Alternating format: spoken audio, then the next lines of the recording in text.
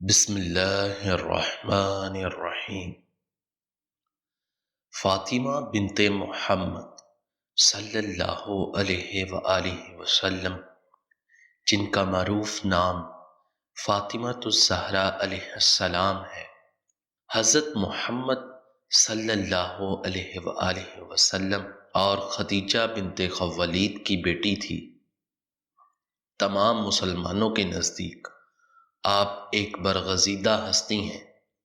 آپ کی ولادت 20 جمادی الثانی بروز جمعہ بعثت کے 5ویں سال میں مکہ میں ہوئی۔ آپ کی شادی علی ابن ابی طالب سے ہوئی، جن سے آپ کے 2 بیٹے حسن اور حسین اور 2 بیٹیاں زینب اور ام کلثوم پیدا ہوئیں۔ آپ کے کثیر القابات مشہور ہیں۔ ایک روایت کے مطابق حضرت محمد صلی اللہ علیہ وآلہ وسلم اکثر خاتون جنت کو سونگ کر فرماتے کہ اس سے بہشت کی خوشبو آتی ہے، کیونکہ یہ اس میوہ جنت سے پیدا ہوئی ہیں جو جبرائیل علیہ السلام نے مجھے شب معراج کھلایا تھا۔ اس بارے میں بھی اختلافات موجود ہیں کہ آپ حضرت محمد صلی اللہ علیہ وآلہ وسلم کی اکلوتی بیٹی تھی یا نہیں۔ اس بارے میں 3 قسم کی روایات ہیں۔ ایک قسم وہ ہے جس میں یہ خیال کیا جاتا ہے کہ ان کی اور بہنیں تھیں جن کے نام زینب، رقیہ اور ام کلثوم تھا۔ دوسری قسم کی روایات کے مطابق یہ باقی بہنیں ختیجہ رضی اللہ تعالی عنہا کی پہلی شادی سے تھی، جو ختیجہ رضی اللہ تعالی عنہا کی محمد صلی اللہ علیہ وآلہ وسلم سے شادی کے بعد ان کی بیٹیاں بنی۔ تیسری قسم کی روایات کے مطابق یہ ختیجہ رضی اللہ تعالی عنہا کی بہن بلہا کی بیٹیاں تھیں، جو اپنے والدین ابو الہند اور بالا کے اختلافات کے بعد ختیجہ رضی اللہ تعالی عنہا کی زیر کفالت آئیں اور بعد میں حضرت محمد صلی اللہ علیہ وآلہ وسلم کی بیٹیاں بن گئیں۔ لیکن قرآن میں محمد صلی اللہ علیہ وآلہ وسلم کی بیٹیوں کے لیے جمع کا صیغہ آیا ہے۔ آپ نے اپنی بہنوں کے نام پر بعد میں اپنی بیٹیوں کے نام بھی ام کلثوم اور زینب رکھے۔ آپ کی تربیت خاندان رسالت میں ہوئی، جو حضرت محمد صلی اللہ علیہ وآلہ وسلم، ختیجہ رضی اللہ تعالی عنہا، فاطمہ بنت اسد، ام سلمہ، ام الفضل، حضرت محمد صلی اللہ علیہ وآلہ وسلم کے چاچا عباس کی زوجہ ام ہانی، حضرت ابو طالب کی ہمشیرہ اسماء بنت امیس، زوجہ جعفر طیار، صفیہ بنت حمزہ وغیرہ نے مختلف اوقات میں کی۔ ختیجہ رضی اللہ تعالی عنہا کے انتقال کے بعد حضرت محمد صلی اللہ علیہ وآلہ وسلم نے ان کی تربیت و پرورش کے لیے فاطمہ بنت اسد کا انتخاب کیا۔ جب ان کا بھی انتقال ہو گیا تو اس وقت حضرت محمد صلی اللہ علیہ وآلہ وسلم نے ام سلمہ کو ان کی تربیت کی ذمہ داری دی۔ آپ کے مشہور القاب میں زہرا اور سیدۃ النساء العالمین، تمام جہانوں کی عورتوں کی سردار اور بطول ہیں۔ مشہور کنیت ام الائمہ، ام الاسبطین اور ام الحسنین ہے۔ آپ کے مشہور ترین لقب سیدۃ النساء العالمین ایک مشہور حدیث کی وجہ سے پڑا، جس میں حضرت محمد صلی اللہ علیہ وآلہ وسلم نے ان کو بتایا کہ وہ دنیا اور آخرت میں عورتوں کی سردار ہیں۔ اس کے علاوہ خاتون جنت الطاہرہ، الزکیہ، المرضیہ، السیدہ، سیدۃ النساء اہل الجنہ وغیرہ بھی القاب کے طور پر ملتے ہیں۔ حضرت فاطمہ الزہرا رضی اللہ تعالی عنہا کی ابتدائی تربیت خود محمد صلی اللہ علیہ وآلہ وسلم اور حضرت ختیجہ رضی اللہ تعالی عنہا نے کی۔ اس کے علاوہ ان کی تربیت میں اولین مسلمان خواتین شامل رہیں۔ بچپن میں ہی ان کی والدہ حضرت خدیجہ رضی اللہ تعالی عنہا کا انتقال ہو گیا۔ انہوں نے اسلام کا ابتدائی زمانہ دیکھا اور وہ تمام تنگی برداشت کی جو محمد صلی اللہ علیہ وآلہ وسلم نے ابتدائی زمانہ میں قریش کے ہاتھوں برداشت کی۔ ایک روایت کے مطابق ایک دفعہ حضرت محمد صلی اللہ علیہ وآلہ وسلم کعبہ میں حالت سجدہ میں تھے جب ابو جہل اور اس کے ساتھیوں نے ان پر اونٹ کی اوجڑی ڈال دی۔ حضرت فاطمہ رضی اللہ تعالی عنہا کو خبر ملی تو آپ نے آ کر ان کی کمر پانی سے دھوئی، حالانکہ آپ اس وقت کم سن تھی۔ اس وقت آپ روتی تھی تو حضرت محمد صلی اللہ علیہ وآلہ وسلم ان کو کہتے جاتے تھے کہ اے جانے پدار رو نہیں، اللہ تیرے باپ کی مدد کرے گا۔ ان کے بچپن ہی میں ہجرت مدینہ کا واقعہ ہوا۔ ربیع الاول میں 10/62 کو ہجرت ہوئی۔ مدینہ پہنچ کر حضرت محمد صلی اللہ علیہ وآلہ وسلم نے زید بن حارثہ اور ابو رفاع کو 500 درہم اور اونٹ دے کر مکہ سے حضرت فاطمہ رضی اللہ تعالی عنہا، حضرت فاطمہ بنت اسد، حضرت سودہ اور حضرت عائشہ کو بلوایا۔ چنانچہ وہ کچھ دن بعد مدینہ پہنچ گئے۔ بعد دیگر روایات کے مطابق انہیں حضرت علی علیہ السلام بعد میں لے کر آئے۔ 2 ہجری تک آپ حضرت فاطمہ بنت اسد کی زیر تربیت رہیں۔ 2 ہجری میں رسول اللہ صلی اللہ علیہ وآلہ وسلم نے حضرت ام سلمہ سے عقد کیا تو حضرت فاطمہ رضی اللہ تعالی عنہا کو ان کی تربیت میں دے دیا۔ حضرت فاطمہ رضی اللہ تعالی عنہا سے شادی کی خواہش کئی لوگوں نے کی، جن میں سے کچھ پر رسول اللہ نے غضبناک ہو کر منہ پھیر دیا۔ طبقات ابن سعد وغیرہ کے مطابق حضرت ابوبکر رضی اللہ تعالی عنہ نے اور بعد میں حضرت عمر رضی اللہ تعالی عنہ نے اپنے لیے خواستگاری کی تو دونوں کو حضور بن عبداللہ نے یہ کہہ کر انکار کر دیا کہ مجھے اس سلسلے میں وحی الہی کا انتظار ہے۔ کچھ عرصہ بعد حضرت علی رضی اللہ تعالی عنہ نے اسی خواہش کا اظہار کیا تو حضور بن عبداللہ نے قبول کر لیا اور کہا مرحبا وہلاً۔ بعض روایات کے مطابق حضور بن عبداللہ نے حضرت علی رضی اللہ تعالی عنہ سے فرمایا کہ اے علی، خدا کا حکم ہے کہ میں فاطمہ کی شادی تم سے کر دوں، کیا تمہیں منظور ہے؟ انہوں نے کہا ہاں، چنانچہ شادی ہو گئی۔ یہی روایات صحاح میں عبداللہ ابن مسعود، انس بن مالک اور حضرت ام سلمہ نے کی ہے۔ ایک اور روایات میں حضرت عبداللہ بن مسعود سے مروی ہے کہ محمد صلی اللہ علیہ وآلہ وسلم نے فرمایا اللہ نے مجھے حکم فرمایا ہے کہ میں فاطمہ کا نکاح علی سے کر دوں۔ حضرت علی اور فاطمہ رضی اللہ تعالی عنہا کی شادی 1 ذی الحجہ 2 ہجری کو ہوئی۔ کچھ اور روایات کے مطابق حضرت علی اور فاطمہ رضی اللہ تعالی عنہا کی شادی 1 ذی الحجہ 2 کو ہوئی۔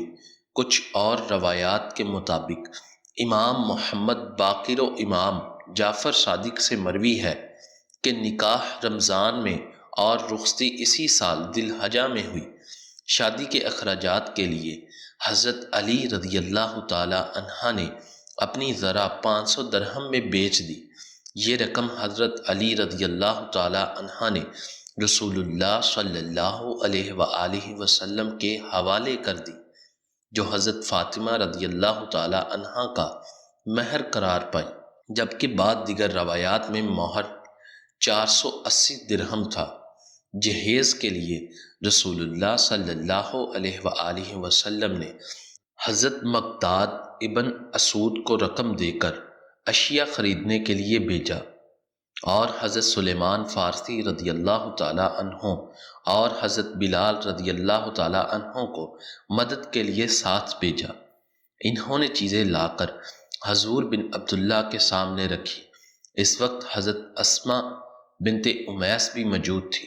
مختلف روایات میں جہیز کے لیے سامان ایک قمیض، ایک مکنا یا خمار یعنی سر ڈھکنے کے لیے کپڑا، ایک سیاہ کمبل، کھجور کے پتوں سے بنا ہوا ایک بستر، موٹے ٹاٹ کے 2 فرش، 4 چھوٹے تکیے، ہاتھ کی چکی، کپڑے دھونے کے لیے تانبے کا ایک برتن، چمڑے کی مشک، پانی پینے کے لیے لکڑی کا ایک برتن، کھجور کے پتوں کا ایک برتن جس پر مٹی پھیر دیتے ہیں، 2 مٹی کے ابخورے، مٹی کی صراحی، زمین پر بچھانے کا ایک چمڑا، ایک سفید چادر اور ایک لوٹا شامل تھے۔ یہ مختصر جہیز دیکھ کر رسول اللہ صلی اللہ علیہ وآلہ وسلم کی آنکھوں میں آنسو آ گئے اور انہوں نے دعا کی کہ اے اللہ ان پر برکت نازل فرما جن کے اچھے سے اچھے برتن مٹی کے ہیں۔ یہ جہیز اسی رقم سے خریدا گیا تھا جو حضرت علی رضی اللہ تعالی عنہ نے اپنی ذرہ بیچ کر حاصل کی تھی۔ حضرت سلمہ علیہ السلام نے فرمایا کہ حضرت فاطمہ رضی اللہ تعالی عنہا کو میرے سپرد کیا گیا۔ میں نے انہیں ادب سکھانا چاہا مگر خدا کی قسم فاطمہ تو مجھ سے زیادہ مؤدب تھی اور تمام باتیں مجھ سے بہتر جانتی تھی۔ محمد صلی اللہ علیہ وآلہ وسلم ان سے بہت محبت کرتے تھے۔ عمران بن حسین کی روایات ہے کہ ایک دفعہ میں رسول اللہ صلی اللہ علیہ وآلہ وسلم کے ساتھ بیٹھا تھا کہ حضرت فاطمہ رضی اللہ تعالی عنہا جو ابھی کم سن تھی تشریف لائی۔ بھوک کی شدت سے ان کا رنگ متغیر ہو رہا تھا۔ انا حضرت صلی اللہ علیہ وآلہ وسلم نے دیکھا تو کہا کہ بیٹی ادھر آؤ۔ جب آپ قریب آئیں تو محمد صلی اللہ علیہ وآلہ وسلم نے دعا فرمائی، اے بھوکوں کو سیر کرنے والے پروردگار، اے پستی کو بلند عطا کرنے والے، فاطمہ کی بھوک کی شدت کو ختم فرما دے۔ اس دعا کے بعد حضرت فاطمہ رضی اللہ تعالی عنہا کے چہرے کی زردی مبدل بسرخی ہو گئی، چہرے پر خون دوڑنے لگا اور آپ حشاش بشاش نظر آنے لگی۔ خود حضرت فاطمہ رضی اللہ تعالی عنہا کا بیان ہے کہ اس کے بعد مجھے پھر کبھی بھوک کی شدت نے پریشان نہیں کیا۔ نکاح کے کچھ ماہ بعد یکم ذی الحجہ کو آپ کی رخصتی ہوئی۔ رخصتی کے جلوس میں حضرت فاطمہ رضی اللہ تعالی عنہا اشہب نامی ناقہ پر سوار ہوئیں جن کے سربان حضرت سلیمان فارسی رضی اللہ تعالی عنہ تھے۔ ازواج مطہرات جلوس کے آگے آگے تھے۔ بنی ہاشم ننگی تلواریں لیے جلوس کے ساتھ تھے۔ مسجد کا طواف کرنے کے بعد حضرت فاطمہ رضی اللہ تعالی عنہ کو حضرت علی رضی اللہ تعالی عنہ کے گھر میں اتارا گیا۔ محمد صلی اللہ علیہ وآلہ وسلم نے پانی منگوایا، اس پر دعائے دم کی اور علی اور فاطمہ رضی اللہ تعالی عنہ کے سر، بازو اور سینے پر چھڑک کر دعا کی کہ اے اللہ انہیں اور ان کی اولاد کو شیطان الرجیم سے تیری پناہ میں دیتا ہوں۔ ازواج مطہرات نے جلوس کے آگے رجز پڑھے۔ محمد صلی اللہ علیہ وآلہ وسلم نے خاندان ابو المطلب اور مہاجرینوں و انصار کی خواتین کو کہا کہ رجز پڑھیں، خدا کی حمد و تکبیر کہیں اور کوئی ایسی بات نہ کہیں اور نہ کریں جس سے خدا ناراض ہوتا ہو۔ بالترتیب سلمہ علیہ السلام، عائشہ اور حفصہ نے رجز پڑھے۔ ذرت سلمہ کا رجز، اے پڑوسنوں چلو اللہ کی مدد تمہارے ساتھ ہے اور ہر حال میں اس کا شکر ادا کرو، اور جن پریشانیوں اور مصیبتوں کو دور کر کے اللہ نے احسان فرمایا ہے اسے یاد کرو۔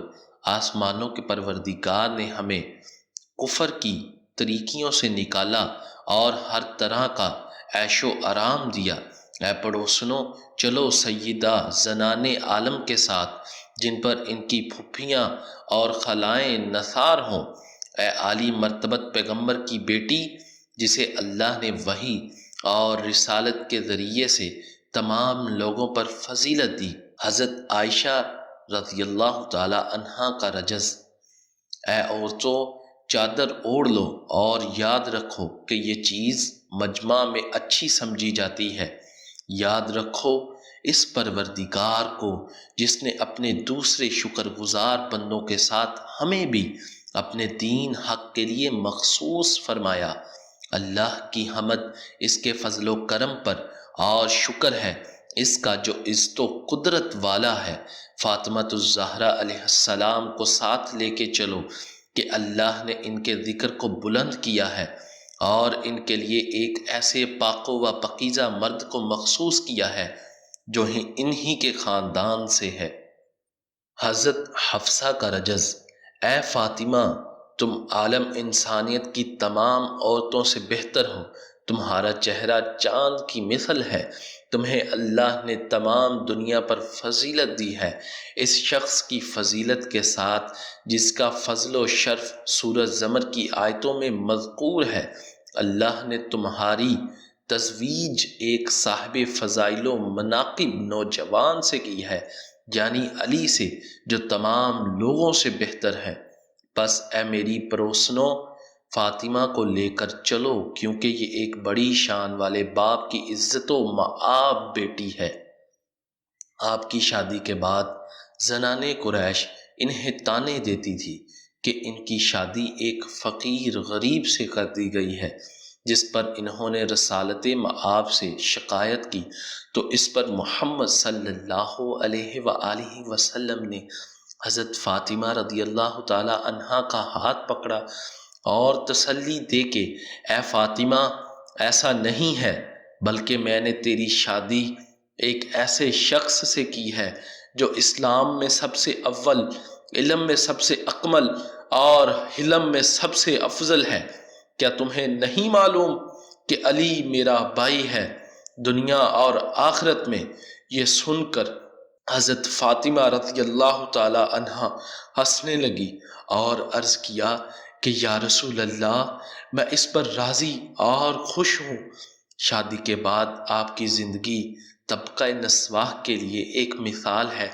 آپ گھر کا تمام کام خود کرتی تھی، مگر کبھی حرف شکایت زبان پر نہیں آیا، نہ ہی کوئی مددگار یا کنیز کا تقاضا کیا۔ 7 ہجری میں محمد صلی اللہ علیہ وآلہ وسلم نے ایک کنیز عنایت کی جو حضرت فضا کے نام سے مشہور ہے۔ ان کے ساتھ حضرت فاطمہ رضی اللہ تعالی عنہا نے باریاں مقرر کی تھی، یعنی ایک دن وہ کام کرتی تھی اور ایک دن حضرت فضا کام کرتی تھی۔ ایک دفعہ محمد صلی اللہ علیہ وآلہ وسلم ان کے گھر تشریف لائے اور دیکھا کہ آپ بچے کو گود میں لیے چکی پیس رہی ہیں۔ محمد صلی اللہ علیہ وآلہ وسلم نے فرمایا کہ ایک کام فضا کے حوالے کر دو۔ آپ نے جواب دیا کہ بابا جان، آج فضا کی باری کا دن نہیں ہے۔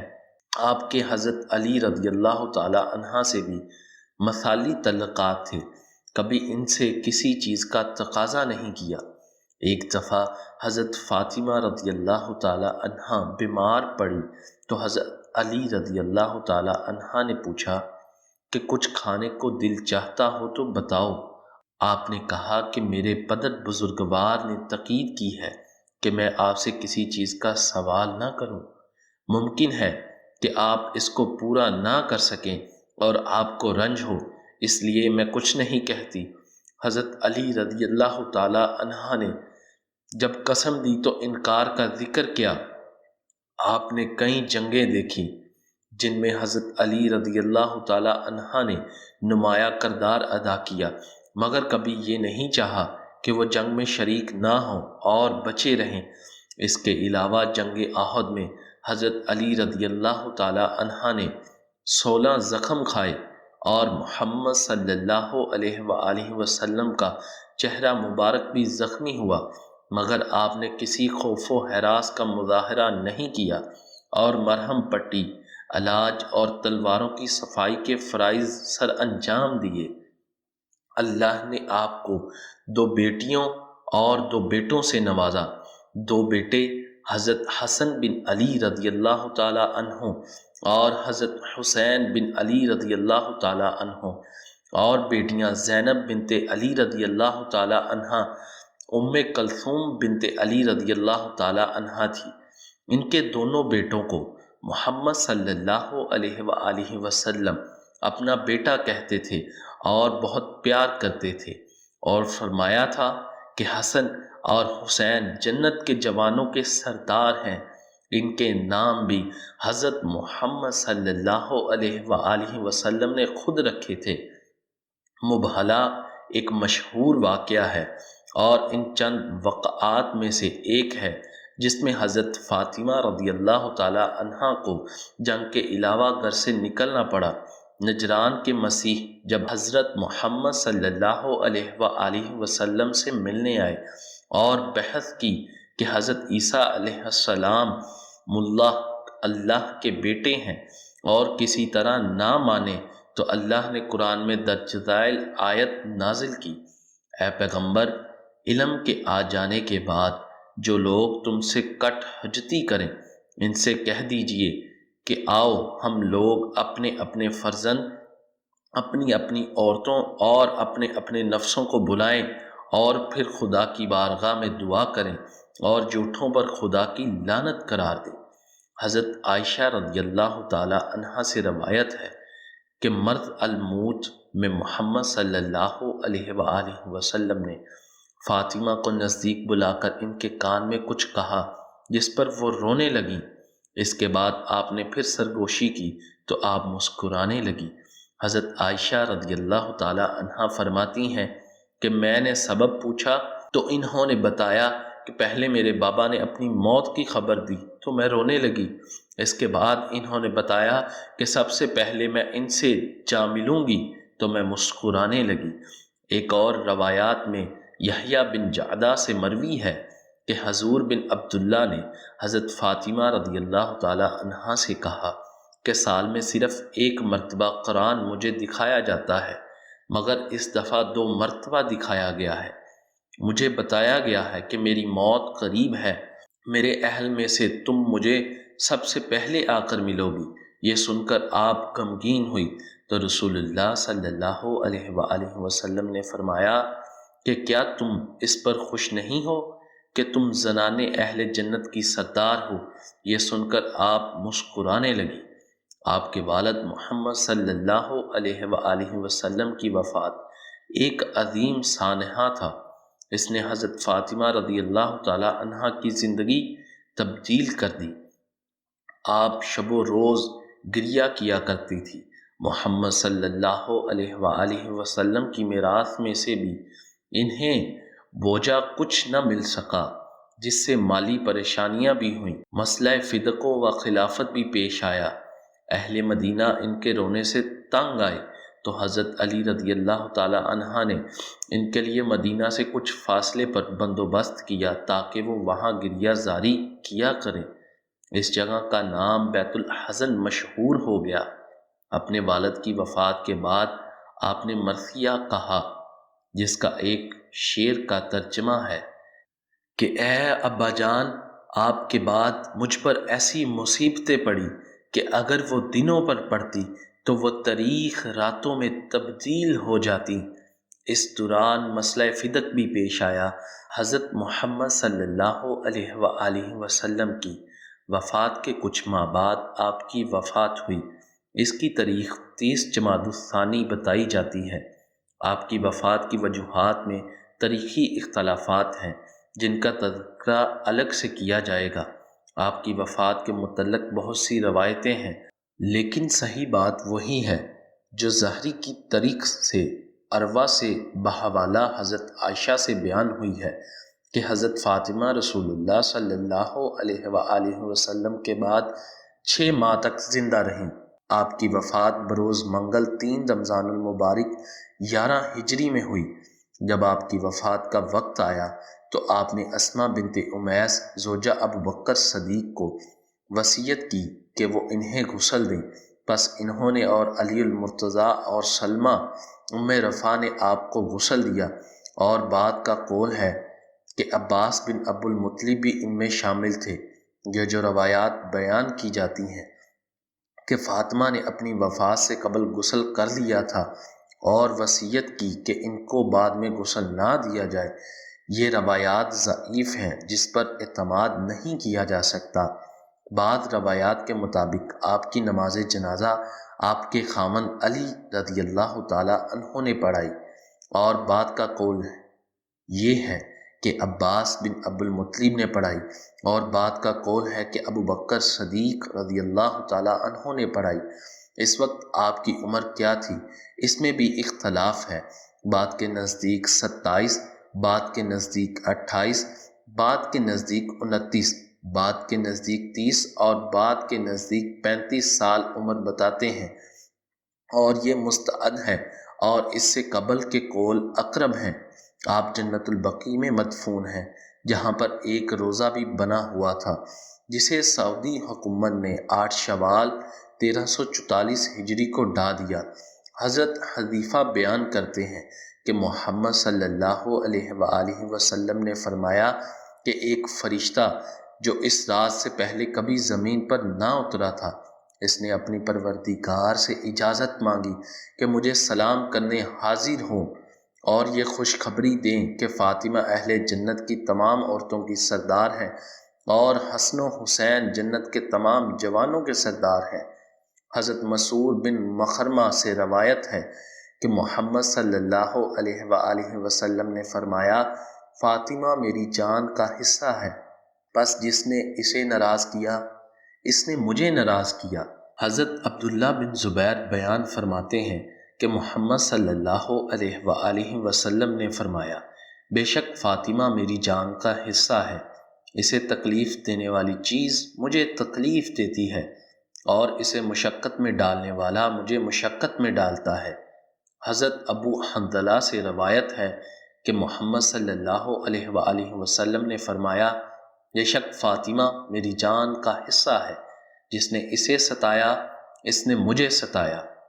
حضور بن عبداللہ کے آزاد کردہ غلام حضرت ثوبان نے فرمایا کہ حضور بن عبداللہ جب سفر کا ارادہ کرتے تو اپنے اہل و عیال میں سے سب کے بعد جس سے گفتگو فرما کر سفر پر روانہ ہوتے وہ حضرت فاطمہ رضی اللہ تعالی عنہا ہوتی، اور سفر سے واپسی پر سب سے پہلے جس کے پاس تشریف لاتے وہ بھی حضرت فاطمہ رضی اللہ تعالی عنہا ہوتی۔ ایک اور مشہور حدیث جو حدیث قصا کے نام سے معروف ہے کے مطابق حضور بن عبداللہ نے ایک یمنی چادر کے نیچے حضرت فاطمہ، حضرت علی، حضرت حسن اور حضرت حسین کو اکٹھا کیا اور فرمایا کہ بے شک اللہ چاہتا ہے کہ اے میرے اہل بیت تجھ سے رجس کو دور کرے اور ایسے پاک کرے جیسا پاک کرنے کا حق ہے۔ فدق ایک باغ تھا جو جنگ خیبر کے وقت محمد صلی اللہ علیہ وآلہ وسلم کو ہبہ کیا گیا، اور اس کے لیے مسلمانوں نے جنگ نہیں کی۔ شرعی لحاظ سے اسے مال فی میں شامل کیا جاتا ہے، یعنی ایسی جائیداد جس کے لیے مسلمانوں نے اونٹ اور گھوڑے نہیں دوڑائے اور جنگ نہیں کی۔ اہل سنت کے بعد اور اہل تشیع کے اکثر علماء اسے محمد صلی اللہ علیہ وآلہ وسلم کی جائیداد مانتے ہیں، لیکن ابن تمیمہ نے اس سے انکار کیا ہے۔ صحیح مسلم میں ابو صدی الخدری اور عبداللہ بن عباس سے روایت ہے کہ محمد صلی اللہ علیہ وآلہ وسلم نے اپنی زندگی ہی میں فدق حضرت فاطمہ کو اس وقت ہبہ کر دیا جب سورہ حشر کی آیت 7 نازل ہوئی۔ دیگر تفاسیر میں سورۃ حشر کی آیت 7 کی ذیل میں لکھا ہے کہ اس آیت کے نزول کے بعد محمد صلی اللہ علیہ وآلہ وسلم نے فدق فاطمہ الزہرا علیہ السلام کو ہبہ کر دیا۔ شاہ عبد العزیز نے فتویٰ عزیزیہ میں اس بات کا اقرار کرتے ہوئے لکھا ہے کہ فاطمہ الزہرا کو فدق سے محروم کرنا درست نہیں ہے، تاہم شاہ ولی اللہ اور ابن تیمیہ نے اس بات سے انکار کیا ہے۔ صحیح البخاری میں عائشہ بنت ابو بکر سے روایت ہے کہ محمد صلی اللہ علیہ وآلہ وسلم کی وفات کے بعد فدق کی ملکیت پر فاطمہ الزہرا اور ابو بکر میں اختلافات پیدا ہوئے۔ فاطمہ الزہرا نے فدق پر اپنا حق ملکیت سمجھا، جبکہ ابو بکر رضی اللہ تعالیٰ عنہ نے فیصلہ دیا کہ چونکہ انبیاء کی وراثت نہیں ہوتی اس لیے فدق حکومت کی ملکیت میں جائے گا۔ اس پر فاطمہ ابو بکر رضی اللہ تعالیٰ عنہ سے ناراض ہو گئی اور اپنی وفات تک ان سے کلام نہیں کیا، یہاں تک کہ ان کی وفات کے بعد رات کو جنازہ پڑھایا گیا جس کے بارے میں ابو بکر کو خبر نہ کی گئی۔ اہل سنت کی کچھ روایات کے مطابق حضرت ابو بکر رضی اللہ تعالیٰ عنہ نے بعد میں حضرت فاطمہ رضی اللہ تعالیٰ عنہ سے صلح کی کوشش جاری رکھی، یہاں تک کہ وہ ان سے ناراض نہ رہیں۔ اس سلسلے میں اہل سنت اور اہل تشیع میں اختلاف ہے۔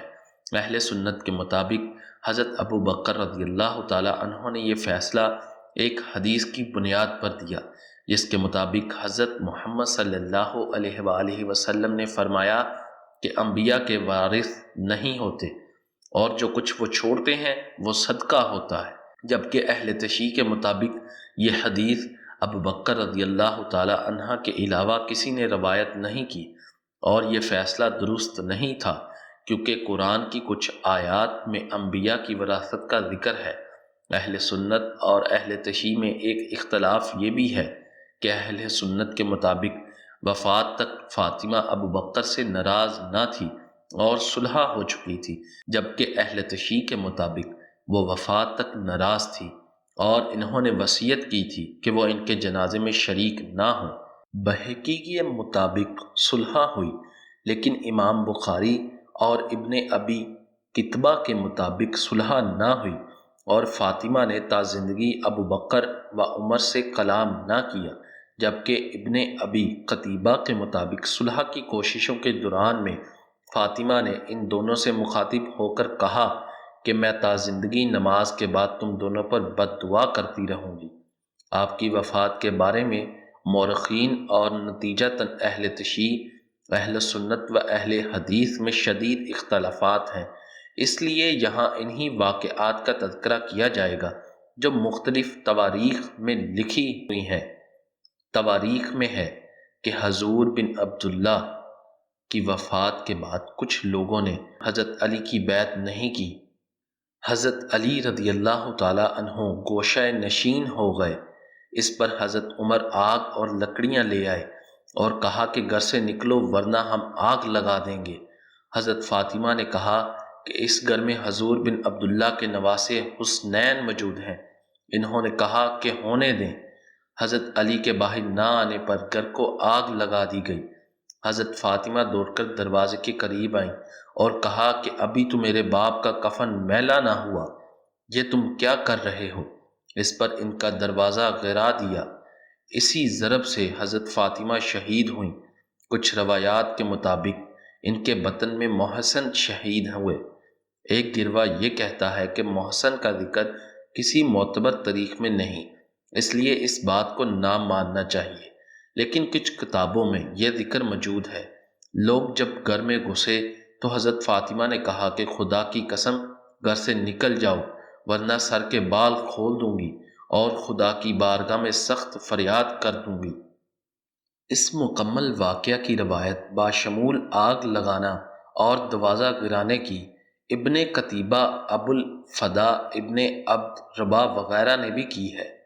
علامہ شبلی نعمانی نے ان واقعات کی صحت کی تصدیق کرتے ہوئے لکھا ہے کہ روایات کے مطابق اس واقعہ سے انکار کی کوئی وجہ نہیں اور حضرت عمر کی تندی اور تیز مزاجی سے یہ حرکت کچھ بعید نہیں۔ حقیقت یہ ہے کہ اس نازک وقت میں حضرت عمر نے تیزی اور سرگرمی کے ساتھ جو کارروائیاں کی ان میں گو بعد بے اعتدالیاں پائی جاتی ہیں، لیکن یاد رکھنا چاہیے کہ انہیں بے اعتدالیوں نے اٹھتے ہوئے فتنوں کو دبایا دیا۔ بعد بنو ہاشم کی سازشیں اگر قائم رہتی تو اسی وقت جماعت اسلامی کا شیرازہ بکھر جاتا اور وہی خانہ جنگیہ برپا ہو جاتی تو آگے جا کر حضرت علی اور معاویہ بن ابی سفیان کے دور میں پیدا ہوئی۔ شاہ عبد العزیز نے لکھا ہے کہ یہ قصہ افطرا ہے اور اس کی کچھ اصل نہیں۔ اگر جلانے کی دھمکی دی گئی تھی تو اس کا مقصد صرف ڈرانا تھا، کیونکہ ایسے لوگ اس گھر میں پناہ لیے ہوئے تھے جو حضرت ابو بکر کی خلافت لوٹ پوٹ کرنے کے واسطے صلح و مشورہ کرتے تھے۔ یہ فعل حضرت عمر سے مطابق فعل مسموم وقوع میں آیا، کیونکہ حضور بن عبداللہ نے بھی ترک نماز کرنے والوں کے گھر کو آگ سے پھونکنے کی دھمکی دی تھی۔ اس لیے تان کیوں ہو، جمادی الآخر 11 ہجری کو انتقال ہوا، اور صحیحین کے مطابق باوجہ حضرت فاطمہ کی وصیت کے انہیں رات کے وقت دفنایا گیا۔ جنازے میں حضرت علی، حضرت حسن و حسین، حضرت عقیل بن ابی طالب، حضرت سلیمان فارسی، حضرت ابو ذر غفاری، حضرت مقداد بن اسود، حضرت عمار بن یاسر، حضرت بریدہ شریک تھے۔ دیگر روایات میں حضرت حذیفہ یمانی، حضرت عباس، حضرت فضل، حضرت عبداللہ ابن مسعود کا ذکر ہے۔ حضرت عبداللہ ابن زبیر کا ذکر بھی آتا ہے۔ صحیح بخاری میں درج ہے کہ حضرت فاطمہ نے وصیت کی تھی کہ ابو بکر عمر ان کے جنازے میں شریک نہ ہوں۔ کچھ اور جگہ آتا ہے کہ حضرت فاطمہ نے فرمایا کہ ان میں سے کوئی جنازے میں نہ آئے جن سے میں ناراض ہوں۔ اکثر اور مشہور روایات کے مطابق جنت البقیع میں دفن کیا گیا۔ 40 دیگر قبریں بھی بنائی گئی تاکہ اصل قبر کا پتہ نہ چل سکے، جبکہ کچھ روایات کے مطابق گھر میں دفن ہوئی۔ جب عمر ابن عبد العزیز نے مسجد نبوی کی توسیع کی تو غر مسجد میں شامل ہو گیا۔